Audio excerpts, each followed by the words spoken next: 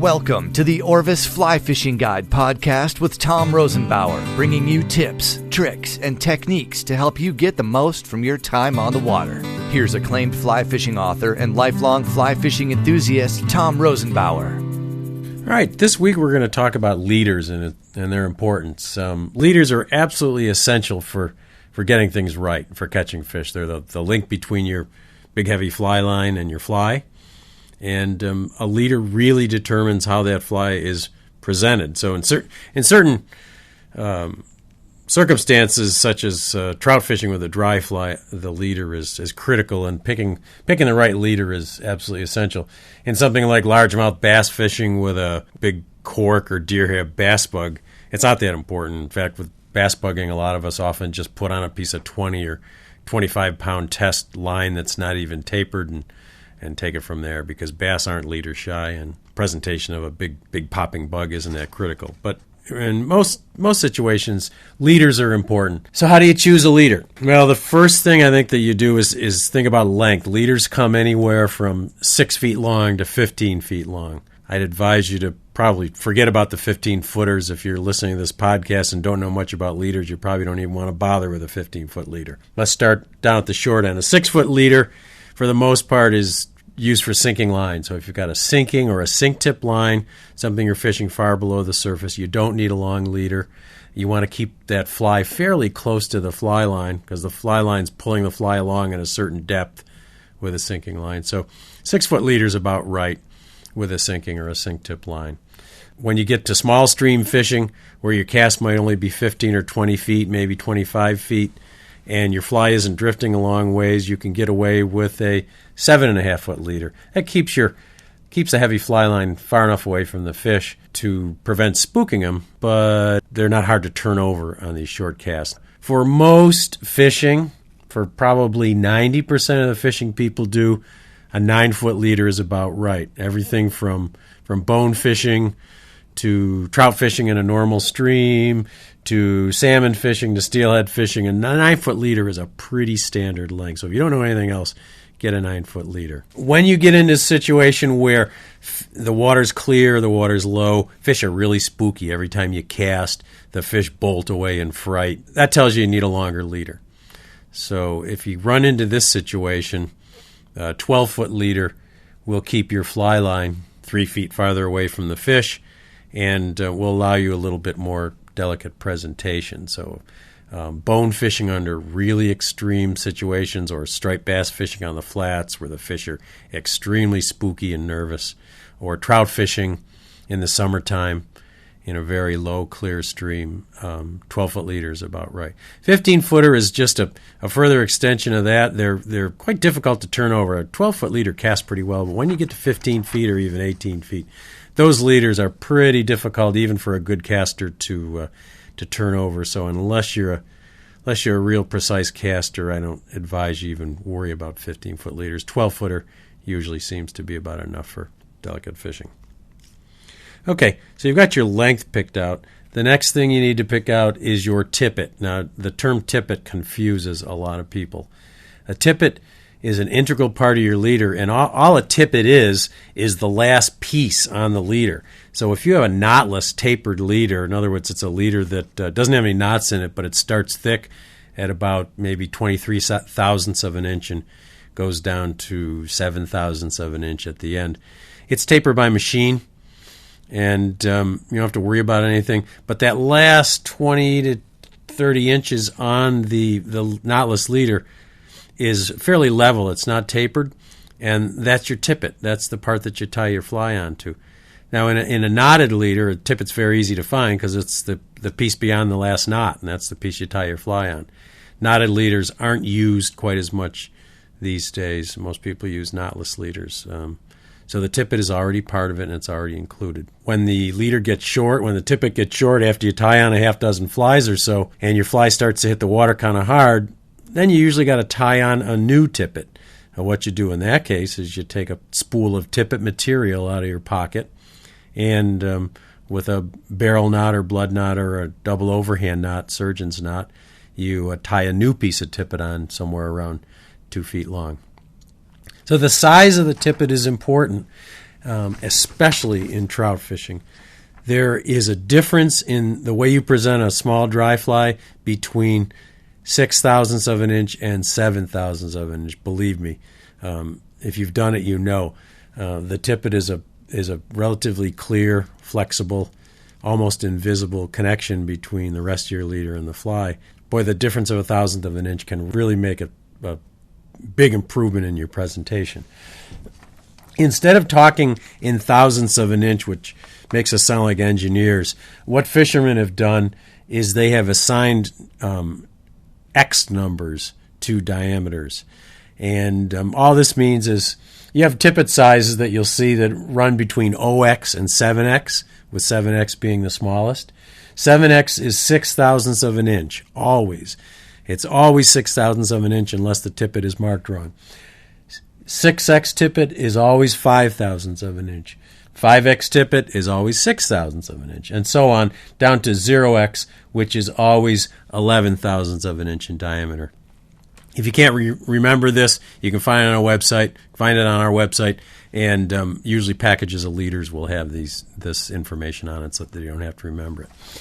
So what do you do with these X sizes? Well, the X size is matched to the fly you're using. There's a range of tippet sizes that will support any given fly. Usually 2 or 3 different tippet sizes can be used on one fly. The best way to figure out what size tippet you need is take the size of the fly and divide it by 3. That's going to give you the proper tippet. So if you have a size 14 fly and you divide it by 3, it's somewhere between 4 and 5. And yes, you can use either a 4X tippet or a 5X tippet on a size 14 fly. Typically, people would use a 4X tippet or the heavier end of the tippet in fast water, in dirty water, in a windy situation, and where the water's clear and flat and things are a little bit more visible, you'd go to the finer tippet. Now, a lot of people will refer to pound test, and pound test is important, but the pound test varies depending on the pound test of, say, a 4X tippet. It's going to vary depending on the brand of tippet material you're using and the material it's constructed from. Nylon tippet and fluorocarbon tippets, which I'll talk about in a second, have slightly different break strengths, and an Orvis brand or another brand of tippet, a 4X tippet, might break at a different pound test. So you really want to worry about the diameter. That's important. And know that modern tippets today are made as strong as they can possibly be for a given diameter. When you get into saltwater fishing, it's probably a lot more important to worry about the pound test, or people seem to worry about the pound test anyways, rather than diameter.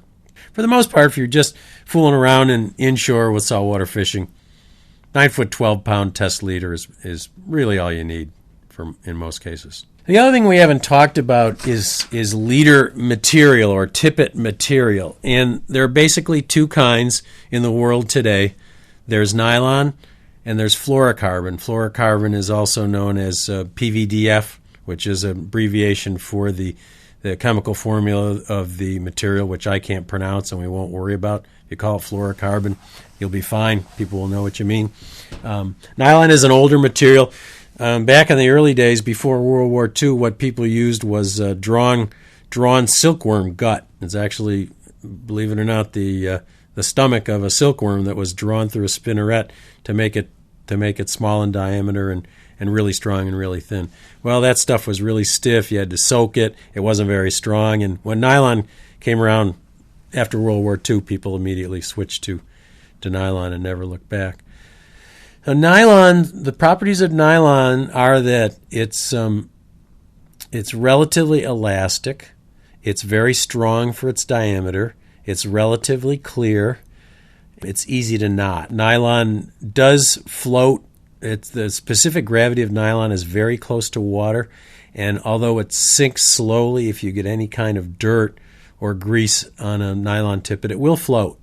And in some cases, this is desirable. In a lot of cases, it isn't. If you're fishing a sinking fly, for instance, you really don't want your leader to be floating in the surface film. Some fishermen also believe that a floating tippet casts a big shadow on the bottom and scares fish. So the other alternative to nylon is fluorocarbon. Fluorocarbon is a little bit denser than nylon. The specific gravity is a little bit higher, so it tends to sink quicker than nylon.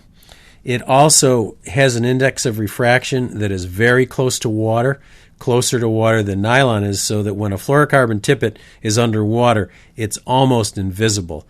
And that's one of fluorocarbon's biggest benefits, is where you have fish that are really spooky or what we call leader shy. A fluorocarbon tippet can give you a slight edge in your presentation and get you more strikes. And one other advantage of fluorocarbon is that it's fairly abrasion resistant. So if you're fishing in a place where you hook a fish and they take you in amongst the rocks and try to cut the tippet on you, or if you're fishing around coral or oyster bars or something like that in salt water, fluorocarbon has a big advantage because it's strong, it's more abrasion resistant. The disadvantages of fluorocarbon, it has a lot of advantages, but there are some disadvantages. It's slightly more difficult to knot than nylon. It's a little stiffer material, and it doesn't draw down as easily in a knot. So when you tie a knot with fluorocarbon, you have to be fairly careful and precise about your knots. And you always have to wet knots. So you should wet your knots before you tighten them anyways, but it's even more critical with fluorocarbon. The other disadvantage of fluorocarbon is it's more expensive. It's almost twice as much for a spool of fluorocarbon as it is for nylon. So people are in situations where things aren't too fussy and they're fishing in riffles and the trout are biting well and they aren't spooky, then nylon's fine. If you get to a situation where you're fishing over flat water, whether it's in a trout stream or a bonefish flat or stripers on the flats, and the fish are really spooky, fluorocarbon does sometimes give you an edge. So that's a brief description of leaders and leader materials and lengths and so on. There's a lot to it, but it doesn't need to be nearly as confusing as I think people think. And if you do get stuck and have any problems, there are lots of resources on the web, in particular the Orvis website, for getting more information on leaders and how to use them. Thanks for listening, and we'll see you next week. Thank you for listening to the Orvis Fly Fishing Guide podcast with Tom Rosenbauer.